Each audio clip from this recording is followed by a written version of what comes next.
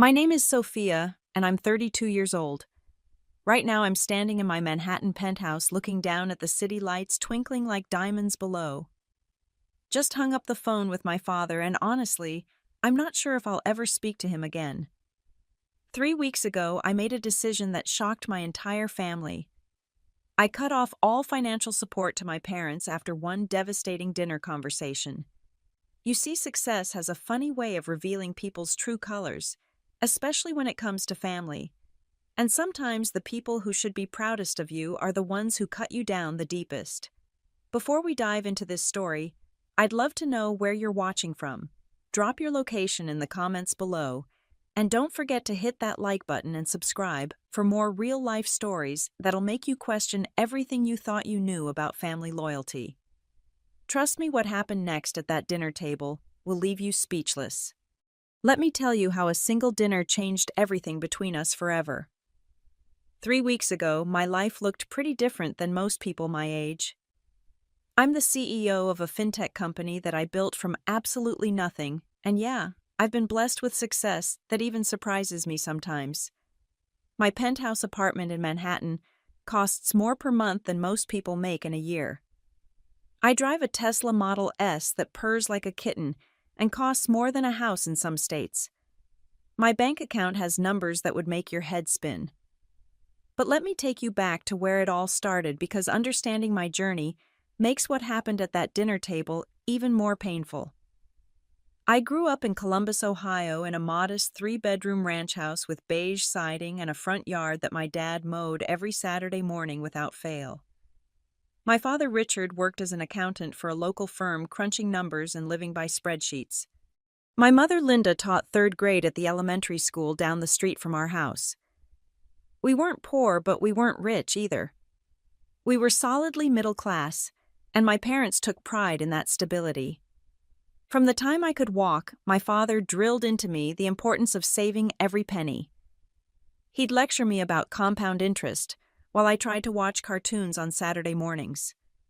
When other kids got allowances, I got lessons about fiscal responsibility. When I wanted designer jeans in high school, Dad would drag me to Walmart and explain why their brand was perfectly adequate. Everything in our house was about being practical, sensible, and above all, cheap. I was the kid who got a full scholarship to Northwestern University because my parents made it clear that student loans were absolutely not an option. I worked 3 part-time jobs during college, lived on ramen noodles and peanut butter sandwiches, and graduated with honors while most of my classmates partied their way through 4 years. After graduation, I moved to New York with $800 in my checking account and a dream that felt impossible. Those first years in the city were brutal. I shared a studio apartment in Queens with 2 other girls sleeping on an air mattress in the corner. I ate dollar pizza for dinner more nights than I care to remember. But I was building something. I was learning the financial technology sector inside and out, networking with people who thought bigger than spreadsheets and savings accounts. When I finally launched my company 5 years ago, it was with my last $2,000 and a prayer. The first year nearly killed me. I worked 20-hour days, lived on coffee and determination, and watched my bank account hover dangerously close to zero more times than I could count. But slowly, painfully, beautifully, it started to work. Now my company processes millions of dollars in transactions daily. We've got offices in 3 cities and employees who look up to me like I hung the moon. Forbes featured me in their 30 under 30 list 2 years ago. I've been invited to speak at conferences where tickets cost more than most people's monthly rent. But here's the thing that nobody talks about when you become successful. Your family doesn't always celebrate with you. My father, the man who raised me to be careful with money, seemed to get more and more uncomfortable with every milestone I reached. When I bought my first luxury car, he asked why I needed something so flashy. When I moved into a better apartment, he wondered aloud why I couldn't just live within my means. What he didn't know, what none of them knew, was that I'd been quietly supporting our family for the past 3 years. I'd been paying their mortgage every month, $2,500 that came directly from my business account. I covered their car payments, their insurance, their property taxes. When Mom needed dental work that their insurance wouldn't cover, I handled it. When Dad wanted to take Mom on a cruise for their anniversary guests, who funded that little getaway, I never wanted credit for it. I just wanted to give back to the people who raised me, even if their methods had been a little intense. I thought maybe, just maybe if I proved I could be successful and generous, Dad would finally see that his lessons about money had actually worked. I just applied them on a different scale than he'd imagined. That's what made me decide to plan something special for his 65th birthday. I wanted to show him that his daughter had made it, and I wanted to celebrate the man who'd pushed me to work harder than everyone else. I thought a fancy dinner would be the perfect way to honor him and maybe finally earn the approval I'd been chasing my entire life. The planning for Dad's birthday dinner consumed my thoughts for weeks. I wanted everything to be perfect, partly because I loved him, and partly because I was still that little girl seeking her father's approval. I made a reservation at Le Bernardin, one of the most prestigious restaurants in Manhattan. We're talking about a place where dinner for 6 would cost more than most people spend on groceries in 3 months. The wait list is usually 6 weeks long, but when you're a regular customer who tips well and never causes trouble, doors open a little easier. I spent hours selecting the perfect gift. After browsing through several high-end stores, I settled on a Rolex Submariner, the kind of watch that whispers success without shouting it. $15,000 for a timepiece might seem excessive to some people, but to me it represented everything I wanted to say to my father. Thank you for pushing me. Thank you for teaching me that hard work pays off. Thank you for being the foundation that I built my empire on.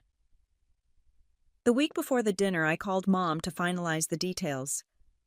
Linda's voice carried that familiar note of excitement mixed with anxiety that I'd grown up hearing whenever we did anything that stepped outside our normal routine. Sophia, honey, are you sure about this restaurant? Your father looked it up online and nearly choked when he saw the prices. I laughed, trying to keep things light. Mom, it's his birthday. Let me spoil you guys for once. I can afford it and I want to celebrate him properly. There was a pause on the other end of the line, and I could practically hear her choosing her words carefully. He's been in one of his moods lately, sweetheart. You know how he gets when he thinks people are being wasteful. Maybe somewhere a little more casual.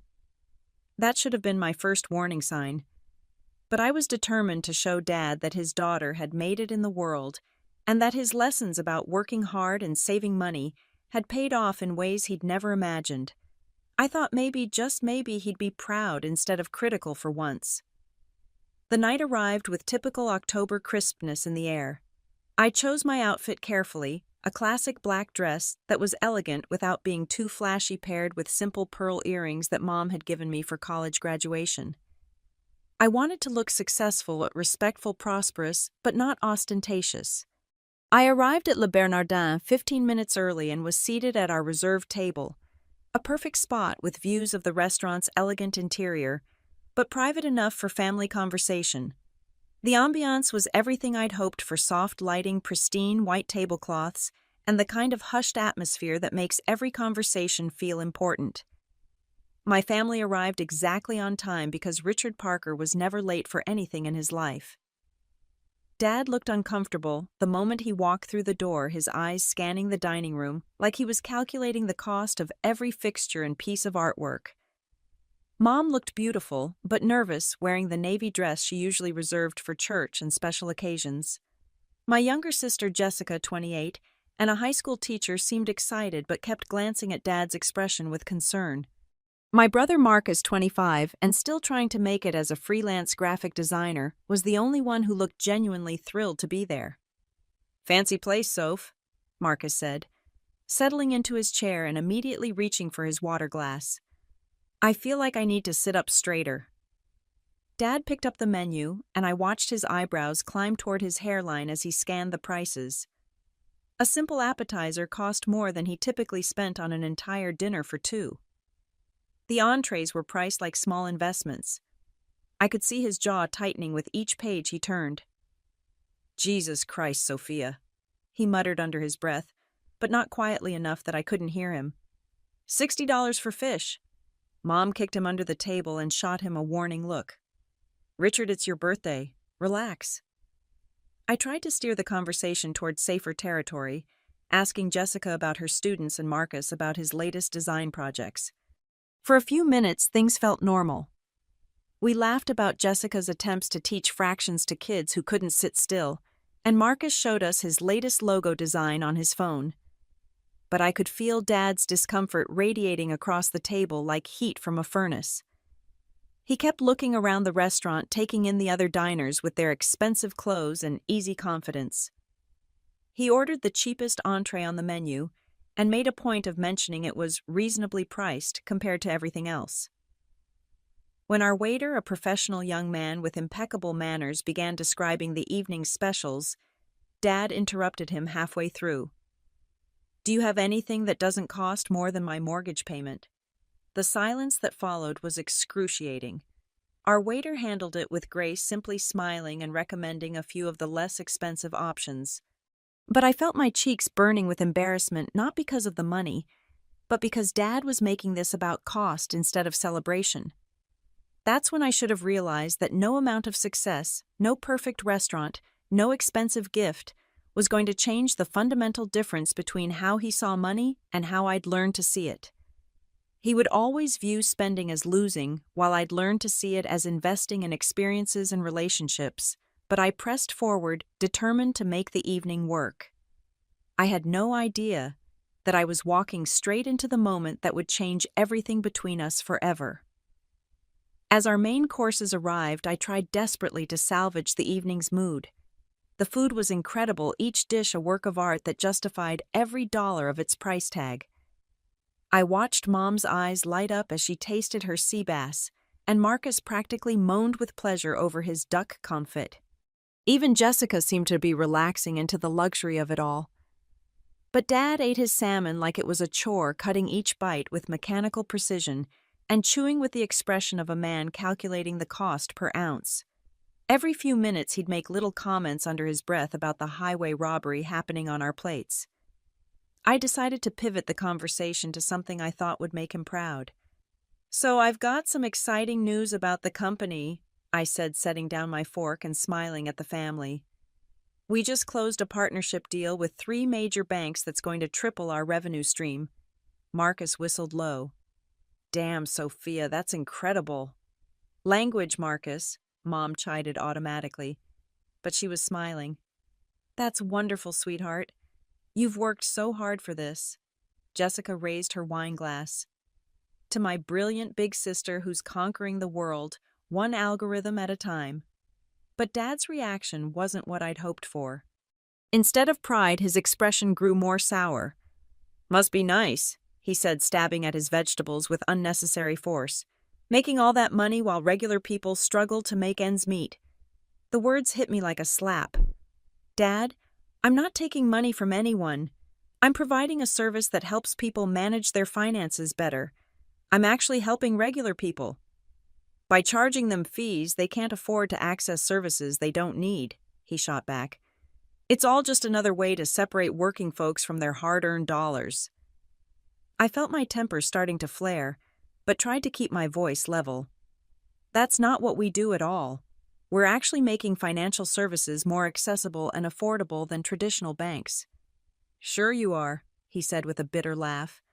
"And I suppose that's why you need to live in a penthouse and eat at places like this, because you're helping the little guy." The rest of the table went silent. Mom was staring at her plate, clearly uncomfortable. Jessica was looking back and forth between Dad and me like she was watching a tennis match. Marcus had stopped eating entirely and was just sitting there with his mouth slightly open. I took a deep breath, trying to channel the patience I used in difficult business negotiations. "Dad, I work hard for what I have. I've built something from nothing just like you taught me to do. The only difference is the scale." "The scale?" His voice was getting louder and other diners were starting to glance our way. "The scale is the problem, Sophia. You've lost all sense of proportion, all sense of what really matters." "What really matters?" I could hear my own voice rising despite my efforts to stay calm. "Working 20-hour days matters. Building something that employs 63 people matters. Being able to take care of my family matters. Take care of your family. Dad's laugh was harsh and bitter. You think throwing money around is taking care of family? You think showing off at fancy restaurants is what family needs? That's when he really started to unload. You know what I see when I look at this? He gestured around the restaurant with obvious disgust. I see someone who's forgotten where she came from. Someone who thinks money can buy, class can buy respect, can buy love. My heart was pounding, but I tried one more time to explain. I wanted to celebrate you, Dad. I wanted to show you how much I appreciate everything you taught me about working hard and building a future. This isn't building a future, he snapped. This is burning through money like there's no tomorrow. This is exactly the kind of wasteful show-off behavior that I spent 18 years trying to teach you to avoid. The irony was crushing me. The man who'd taught me to value hard work and financial security was now attacking me for the very success those lessons had created. But I wasn't prepared for what came next. I reached into my purse and pulled out the small wrapped box containing the Rolex. My hands were shaking slightly as I placed it in front of him. Happy birthday, Dad. I hope you like it. He looked at the box like it might contain a snake. The entire table held its breath as he slowly unwrapped it, his movements deliberate and careful. When he opened the velvet case and saw the watch, his face went through a series of expressions that I'll never forget. Surprise, shock, and then something that looked almost like disgust. How much did this cost? His voice was deadly quiet. That's not important, I said quickly.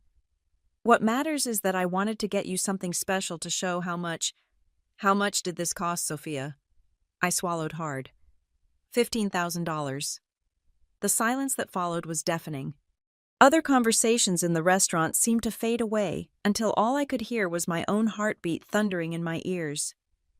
Dad stared at the watch, like it had personally offended him, then slowly, deliberately closed the box and pushed it back across the table toward me.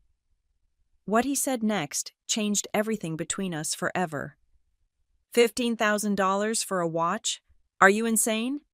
The words came out like bullets, each one hitting me square in the chest. But he wasn't done. Dad's voice dropped to a harsh whisper that somehow felt more devastating than shouting would have been. You're nothing but cheap, Sophia. Nothing but cheap. I felt like the air had been sucked out of my lungs. Of all the words he could have chosen, cheap was the one that cut the deepest. This man had spent my entire childhood drilling into me the importance of being careful with money, of avoiding waste, of finding value in simplicity. And now when I tried to honor him with something expensive, something that represented the success his lessons had helped me achieve, he was calling me cheap. Dad, I don't understand. I said, my voice barely above a whisper. I wanted to show you how much I appreciate. He leaned forward, his eyes blazing with an anger I'd never seen before. You think throwing money around like confetti is appreciation? You think buying overpriced status symbols shows class? Mom reached across the table and placed her hand on his arm. Richard, please. People are staring. But he shook her off, his attention laser-focused on me. Let them stare. Maybe they need to see what happens when someone forgets their values completely. Jessica looked mortified, her face red with embarrassment. Marcus was staring at Dad like he'd never seen him before. But I couldn't focus on anyone else because Dad was still talking, each word landing like a physical blow. Real class is about restraint, Sophia. It's about knowing the difference between want and need. It's about understanding that just because you can afford something doesn't mean you should buy it. He picked up the watch box again and held it like it was contaminated. This isn't generosity. This is showing off. This is nouveau riche nonsense from someone who's forgotten where she came from. Nouveau riche. The phrase hit me like a slap across the face. Dad, I came from you. Everything I learned about working hard, about building something meaningful, I learned from watching you. Then you weren't paying attention, he said coldly. Because what I tried to teach you was the value of living within your means of being satisfied with enough instead of always reaching for more, more, more. That's when something inside me snapped. The little girl who had spent her entire life trying to earn his approval was suddenly gone, replaced by the woman who had built a multi-million-dollar company from nothing. You want to know what's really cheap, Dad? My voice was steady now, controlled in a way that surprised even me.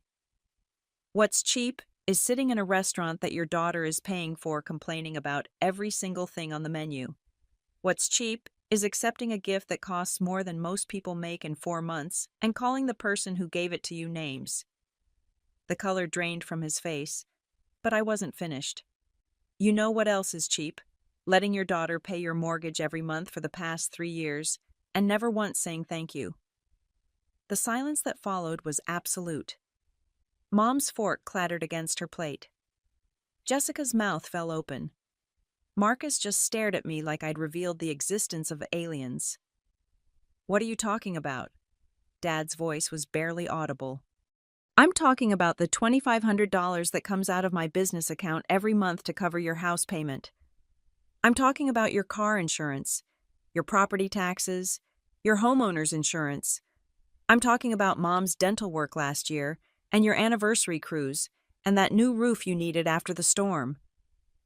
I could see the realization dawning on his face, but I was too hurt and angry to stop.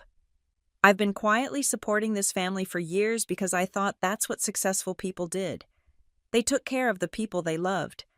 But apparently, what I was really doing was enabling you to sit in judgment of me while living off the very success you seem to despise.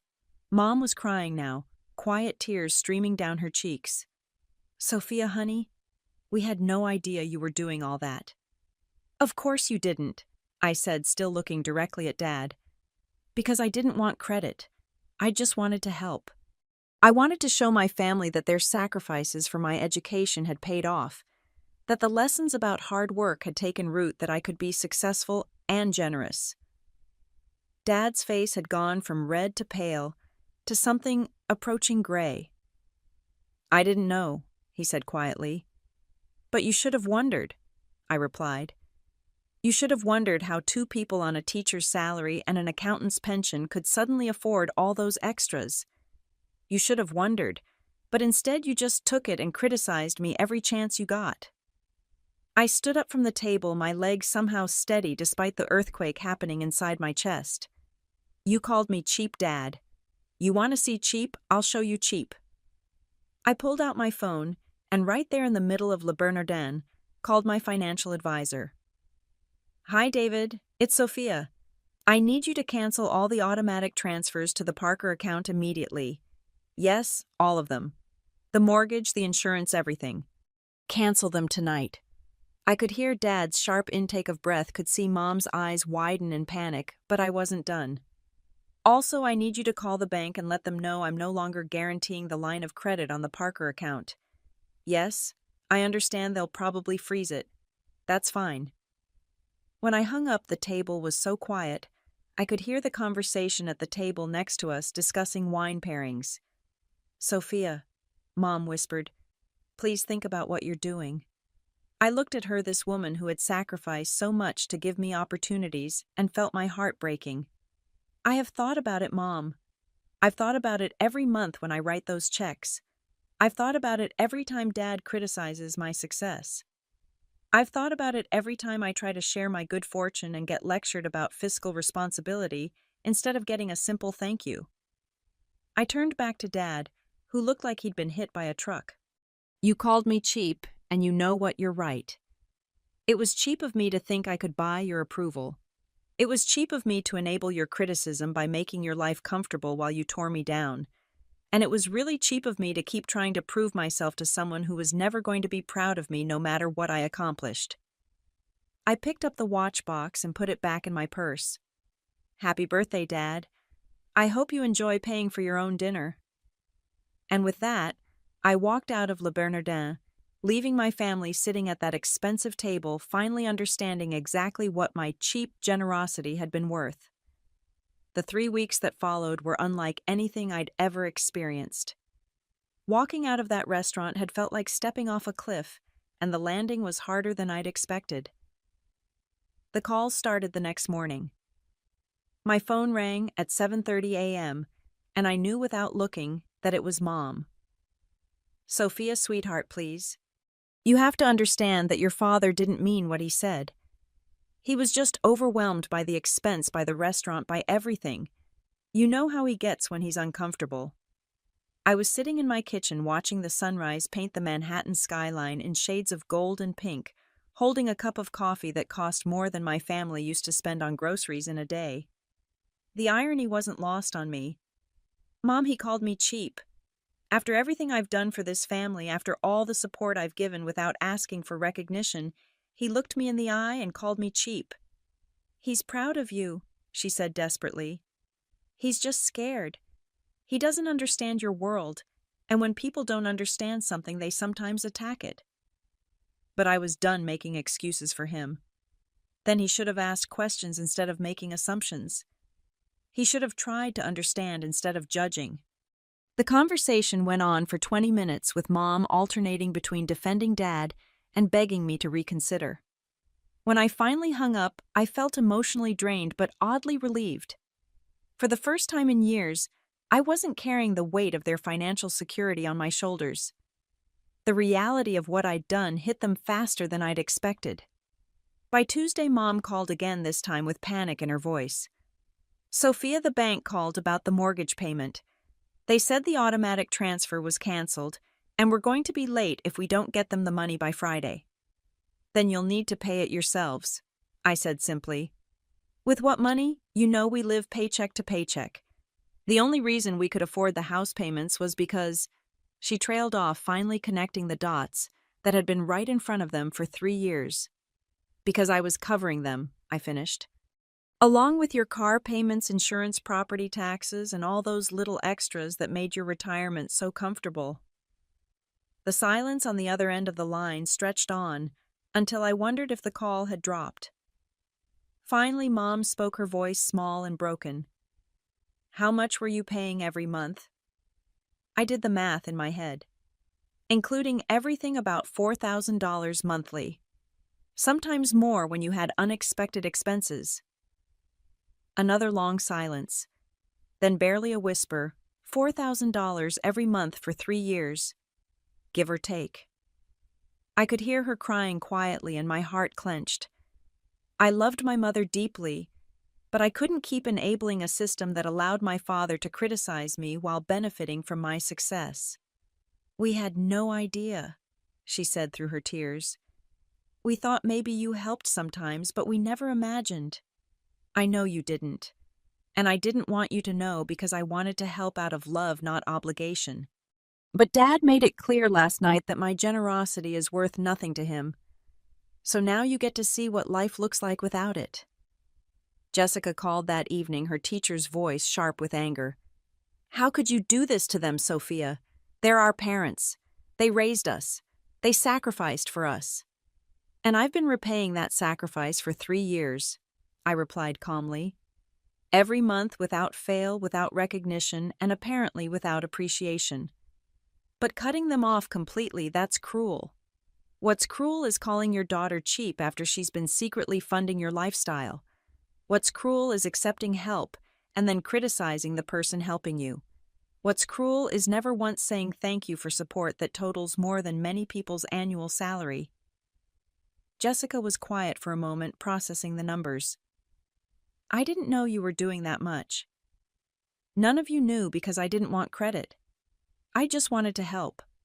But help isn't help if it's met with criticism and resentment." Marcus called the next day, and his reaction was completely different. "Holy shit, Sophia! Holy crap! 4,000 a month."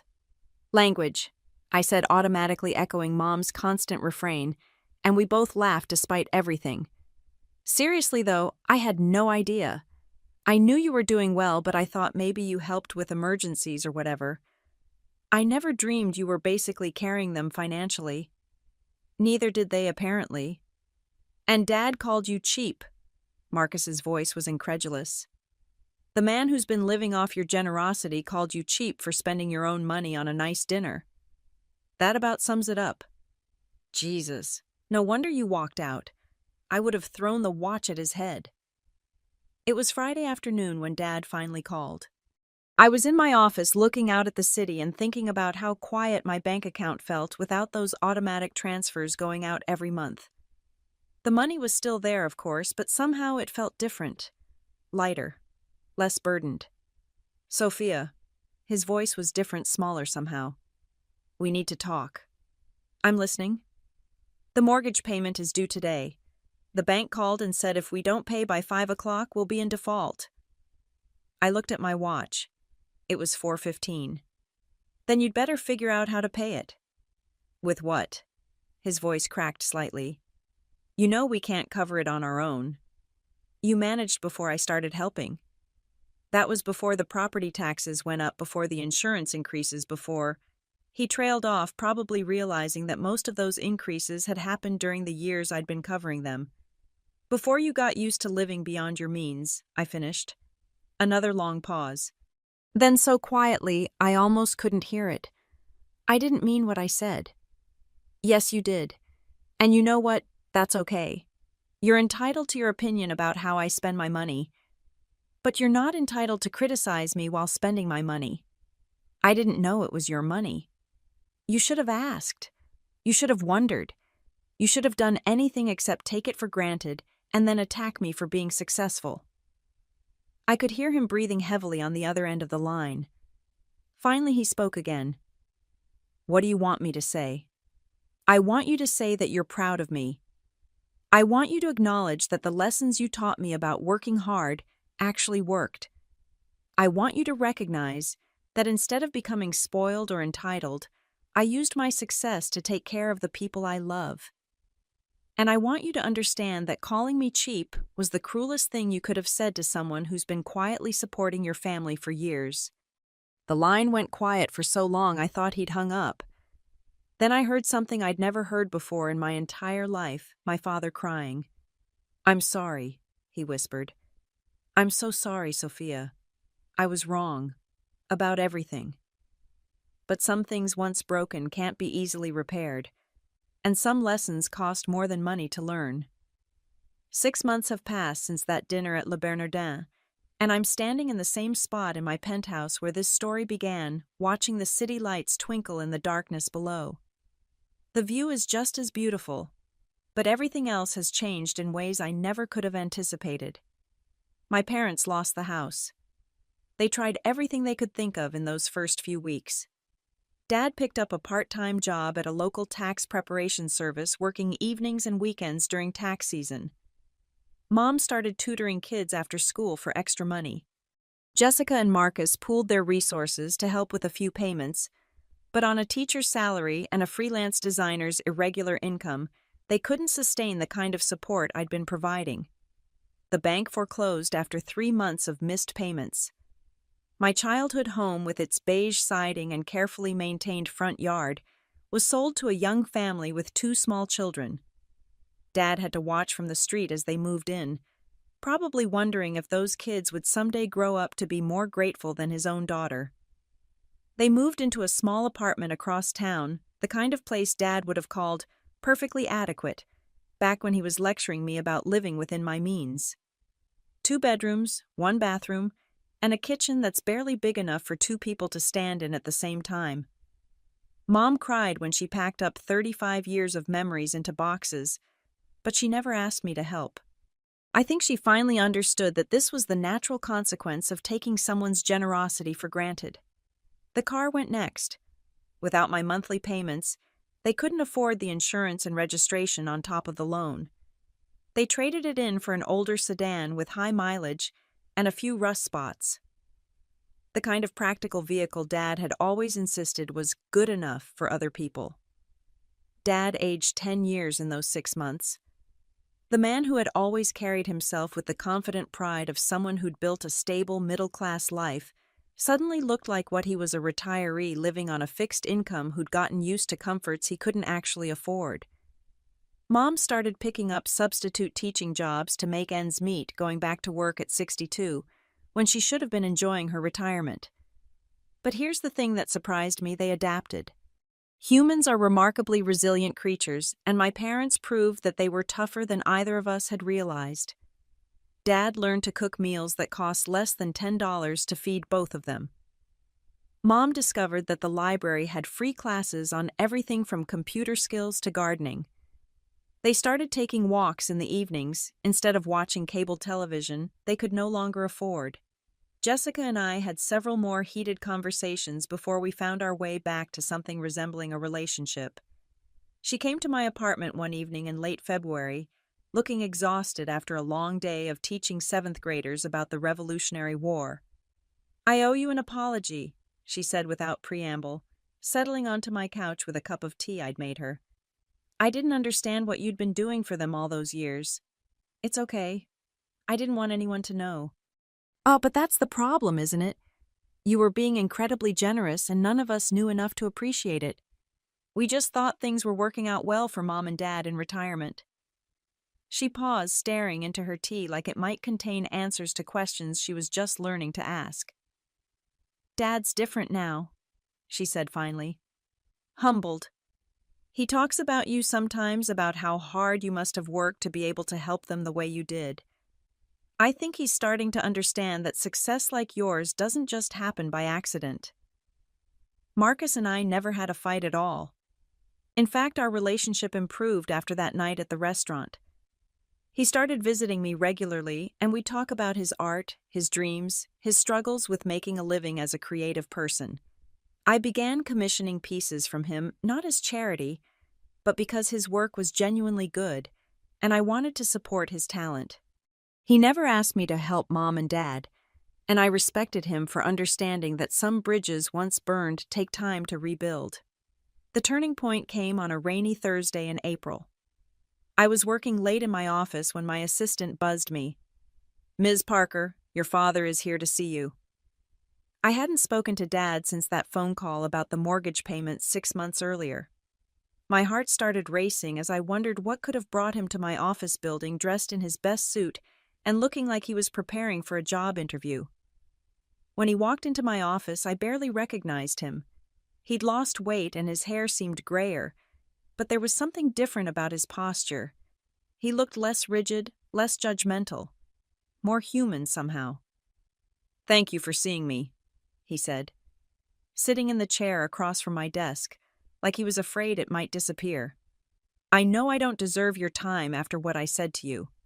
I waited, not sure what I was supposed to feel or say. "I've been thinking about that night for months," he continued, "about what I said to you, about how I acted, and I've been thinking about all the ways you helped us without asking for anything in return." He pulled out a small notebook, the kind he used to use for balancing his checkbook, and opened it to a page covered in his careful handwriting. "I did the math, Sophia. Over 3 years you gave us more than $140,000. Not loaned, gave, no interest, no repayment schedule, no strings attached." The number hit me harder than I'd expected. I'd never calculated the total before, just paid the bills as they came up. "I called you cheap," he said, his voice breaking slightly. "I called you cheap for spending your own money on a dinner to celebrate my birthday while you'd been quietly giving us more money than I made in the best 3 years of my entire career." He closed the notebook and looked directly at me for the first time since he'd arrived. "I was wrong. About everything. About your spending, about your success, about your values. I was small and petty and jealous, and I took out my own insecurities on the daughter who'd been taking care of me without me even realizing it." I felt tears starting to form, but I wasn't ready to let him off the hook completely. Why Dad? Why was it so important to tear me down instead of being proud of what I'd built? He was quiet for a long moment, staring at his hands. "Because I was scared. Because your success made me realize how small my own life had been. I spent 40 years being proud of living within my means, and then my daughter built something extraordinary and made that pride feel foolish." He looked up at me again, and I saw something in his eyes I'd never seen before: genuine humility. "I should have been celebrating you instead of resenting you. I should have been asking how you did it instead of criticizing how you spent the rewards. I should have been the proudest father in the world instead of the most ungrateful. We talked for 2 hours that day. He told me about the struggles of the past 6 months, about learning to live on their actual income, instead of my subsidies, about the pride he'd swallowed when he had to ask Jessica for help with groceries. He told me about watching Mom work substitute teaching jobs and feeling like a failure as a husband for not being able to provide the retirement he'd promised her. But he also told me about the conversations they'd started having, the ones where they talked about me and my accomplishments with wonder instead of worry. He told me about the newspaper clipping of my Forbes article that Mom had started carrying in her purse, showing it to anyone who would listen. He told me about the pride he finally felt when he thought about his daughter who'd built something amazing from nothing. I didn't restore their financial support that day. Some lessons are too important to shortcut, and I could see that Dad was finally learning things about gratitude and humility that he'd needed to understand for years. But I did something else. I hired him. My company had been growing fast enough that I needed someone to manage our accounting department, someone with experience and integrity who could help us stay grounded as we scaled. Dad had 40 years of experience keeping books, and more importantly, he understood the value of every dollar in ways that would serve us well. He started the following Monday at a salary that was fair but not excessive, earning his way back to financial stability instead of depending on charity he'd never appreciated. Mom went back to retirement, but now it was funded by Dad's work instead of my guilt. We have dinner together once a month now, usually at a nice but not extravagant restaurant that Dad picks and pays for himself. He seems to enjoy the ritual of treating his daughter to a meal, and I enjoy watching him take pride in being able to afford it. The watch is still in my jewelry box, unworn and unappreciated. Sometimes I think about giving it to someone else, but mostly, I keep it as a reminder of the night I learned that love without respect is just another form of exploitation. Our relationship will never be the same as it was before that dinner at Le Bernardin. Too much was said, too much was revealed, too many assumptions were shattered. But in some ways, it's better. It's built on honesty now instead of hidden resentments. It's built on mutual respect instead of unacknowledged dependence. Dad tells people at work that his daughter is the CEO, and I can hear the pride in his voice when he says it. Mom frames every article written about my company and sends copies to relatives I haven't spoken to in years. Jessica brings her students to tour our offices when they're studying entrepreneurship. I learned something valuable from that painful dinner and its aftermath. Success isn't just about building wealth or achieving goals. It's about knowing your worth and demanding that others recognize it too. It's about understanding the difference between generosity and enabling, between helping and being taken advantage of. Some people will always see your success as a threat to their worldview. They'll find ways to diminish your achievements because accepting them would require examining their own choices. And sometimes those people are the ones you love most in the world. But here's what I know now that I didn't know 6 months ago: you can't buy respect with money, no matter how generously you spend it. You can't purchase appreciation with acts of service, no matter how selfless they seem. And you can't earn love from people who are determined to withhold it. What you can do is set boundaries. You can demand to be treated with the dignity your success has earned. You can walk away from relationships that diminish you, even when those relationships feel essential to who you are. Because at the end of the day, the only approval you truly need is your own. And the most expensive lesson you can learn is that your worth isn't determined by other people's ability to see it, even when those people raised you to be everything you became. So here I am, 6 months later, standing in my penthouse apartment that I earned through years of 20-hour days and risks that would have terrified the girl I used to be.